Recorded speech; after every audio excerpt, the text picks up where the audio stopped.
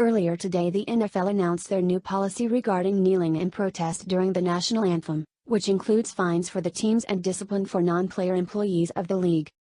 There were a few immediate reactions, negative from the Players Association, celebratory from the vice president, and more since then. In remarks to Newsday, New York Jets chairman Christopher Johnson, "He'll take the hit. I do not like imposing any club-specific rules," Johnson said. "If somebody, on the Jets, takes a knee, that fine will be borne by the organization, by me, not the players. I never want to put restrictions on the speech of our players. Do I prefer that they stand? Of course. But I understand if they felt the need to protest.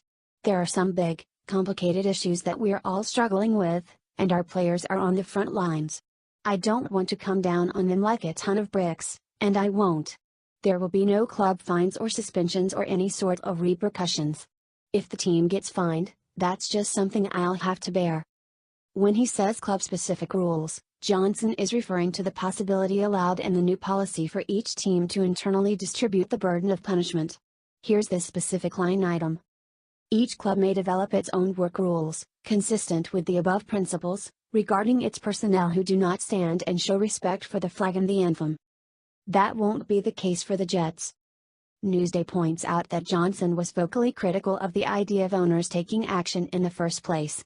"I know there's some discussion of keeping players off the field until after the anthem. I think that's a particularly bad idea," he said back in March.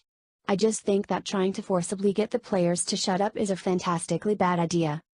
With this first step, it's going to be an interesting story in its own right seeing how individual teams ought to deal with the new policy, and whether any will be punishing players who break the rules.